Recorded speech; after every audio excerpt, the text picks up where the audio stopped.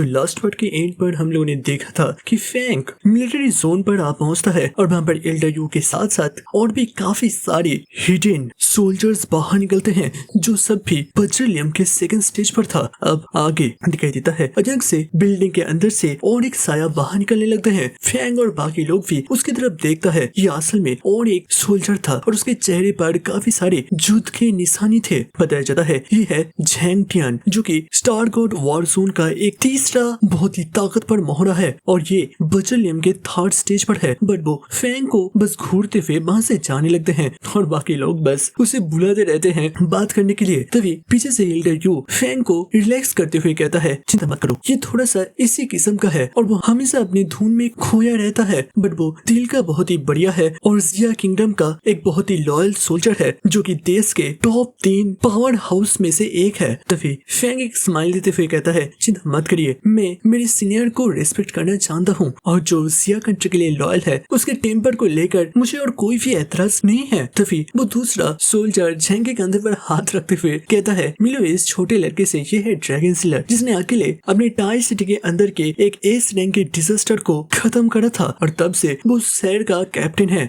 Zhang हैरान होता है, थोड़ा सा शक के नजर में देखते हुए कहता है क्या सच में एस रैंक के एनिमली को अकेला ऐसा भी कभी हो सकता है। तभी एल्डर यू फैंग के कंधे पर हाथ रखते हुए कहता है देखो इन सारी चीजों को लेकर अभी हम लोग बहस नहीं कर सकते, अभी यहाँ पर सारे लोग आ चुके हैं तो फिर चलो हम लोग हमारे मकसद को पूरा करते हैं। इसके साथ सारे लोग धीरे धीरे जंगल के बीच से एक मिस्टीरियस जोन की तरफ बढ़ने लगता है। उनके सामने एक ब्लू कलर का पोर्टल ओपन हुआ था जिसके अंदर से काफी ज्यादा ऑरा एनर्जी हर तरफ रिलीज हो रहा था। दिखाई देता है उस जोन को एक गोल्डन कलर के एनर्जी के द्वारा जैसे कि बांध कर रखा गया था और फैंग समझ पाता है ये गोल्डन एनर्जी बिल्कुल एक चेन की तरह काम करता है जो कि इस पोर्टल को यहाँ पर खुला रखता है। तभी एल्डर यू उस पोर्टल के अंदर प्रवेश करने लगता है। फैंग भी धीरे धीरे अपने हाथ को आगे बढ़ाता है और उसे एक स्ट्रेंज ऑरा का एहसास होता है। तुरंत ही जब वो अंदर एंटर करता है उसका पूरा शरीर एक अजीब से ऑरा के द्वारा घिर जाता है। वो मन ही मन सोचता है कि सच में इतना ताकतवर एलिमेंटल एनर्जी भी होता है और ये सारी अजीब अजीब चीजें असल में क्या है। दिखाई देता है वहाँ पर एक बहुत ही विशाल सा ऑरा से बना हुआ व्हेल जोर से आवाज करते हुए ऊपर की तरफ चला जाता है। वही फैंग और उसकी पूरा टोली उन सबको इग्नोर करते हुए आगे बढ़ता है। तभी वो लोग एक अजीब से जगह से गुजरते हैं जहाँ पर एक बहुत ही विशाल सा ग्रीन कलर का स्टॉर्म घूम रहा था और उसके अंदर से काफी सारे ग्रीन कलर के टेंटिकल बाहर निकल आए थे। वही एल्डर यू कहता है इनको छूना मत, इनको घूरना मत, इनके बस छूने से ही हमारे शरीर व्यापार में तब्दील हो जाएगा। फैंग उनको इग्नोर करते हुए आगे बढ़ता है। तभी उसके शरीर के आसपास काफी सारे व्हाइट कलर के सोल्स जिसके उसको अपने पास खींचना चाहता था। फैंग मन ही मन सोचता है इन सभी के अंदर कोई जान नहीं है जिससे कि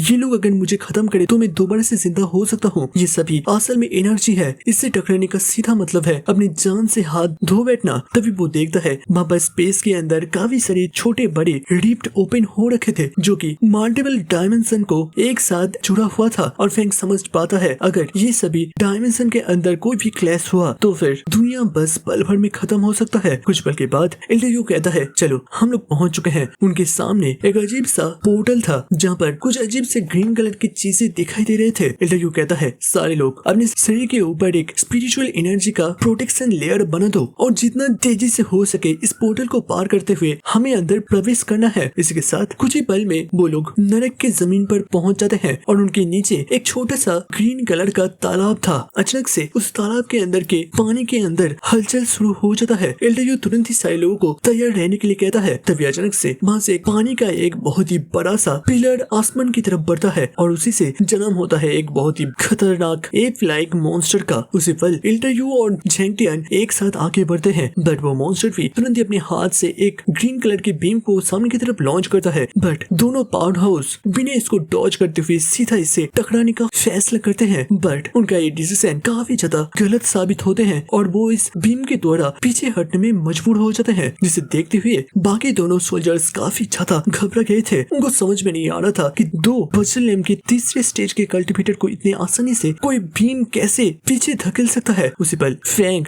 जोर से चीखते हुए कहता है हम लोग यहाँ पीछे नहीं रुक सकते, हम सबको एक साथ हमला करना पड़ेगा। वही एल्डर यू और झैंग को दोनों सोल्जर मिलकर संभाल कर रोकते हैं और एल्डर यू को समझ में आता है कि ये ग्रीन कलर का एनर्जी उनके शरीर के अंदर अब प्रवेश कर चुका है। इसके कारण से उनकी ताकत अब 90% तक घट चुका है। वही फैंग के पास पास अब कोई भी चारा नहीं था। वो तुरंत ही अपने ट्विलाइट फ्लेम को एक्टिवेट करते हुए आगे बढ़ता है और मन ही मन सोचता है, अच्छा ये एनर्जी अगर किसी स्पिरिचुअल एनर्जी को घटा सकता है तो फिर क्या तुम मेरे इस फायर को भी रोक पाओगे। इसके साथ वो अपने हाथ को सामने की तरफ थ्रो करता है और वहां से एक ड्रैगन फेस से बना हुआ फायर बॉल आगे बढ़ता है। दोनों ताकत के बीच एक बहुत ही खतरनाक टकराव होता है और वहां पर एक बहुत ही जबरदस्त धमाका होता है। वही धुएं के बीच फैंग अपने टैंक शॉट को बुलाते हुए आराम से हवा में फ्लोट कर रहा था और वो सामने घूरते हुए कहता है, सच में तुमने मेरे इस फायरी अटैक को भी सप्रेस कर दिया है, नहीं तो मेरा ये अटैक तुम्हें एक ही बार में समाप्त कर देता। वही झैंग टियान पूरी तरीके से शॉक्ड रहते हुए सामने घूरता है। उसको समझ में नहीं आ रहा था कि फैंग की ताकत इतना ज्यादा कैसे हो सकता है कि वो अकेले इस डिजास्टर को ऑलरेडी काबू कर लिया है। तभी पीछे से एल्डर यू अपने आप को हील करते हुए कहता है, उसका एक दूसरा भी नाम है द एंटम्बर, और ये नाम उसे ऐसे ही नहीं दिया गया, वो एक दूसरे डिजास्टर में कई बार मौत को छूकर टक से वापस आया है और वो उसी हेल स्केलेटन नाइट के डिजास्टर को झैंग को बताता है। भाई अभी के टाइम फैंग अपनी टास्क फायर डोमेन को एक्टिवेट करता है जिसके अंदर उसकी फायर एनर्जी के साथ साथ डार्क एनर्जी भी मिला हुआ रहता है और अभी इस जगह पर उसका डार्क एनर्जी सबसे ज्यादा ताकतवर और मजबूत साबित होगा। वो तुरंत ही उनको सामने की तरफ थ्रो करता है, बट ये मॉन्स्टर भी इसी एनर्जी से बने होने के कारण से फैंग का डार्क एनर्जी इसके ऊपर कोई भी प्रभाव नहीं दे पाता। इसके कारण से वो वैसे इस मॉन्स्टर को घेरने लगता है और उसके पावर को शोकने लगता है। तो सिस्टम नोटिफिकेशन के माध्यम से इस चीज को कन्फर्म करा जाता है। वही फैंग धीरे धीरे उस मॉन्स्टर के चेहरे के सामने जाने लगता है और वो जाइंट सामने बढ़ते हुए फैंग को चबाने का कोशिश करता है और उसी पल एक नोटिफिकेशन आता है, टारगेट की ताकत 50% तक घट चुका है। इसके साथ फैंग दोबारा से अपनी फायरी पावर को एक्टिवेट करता है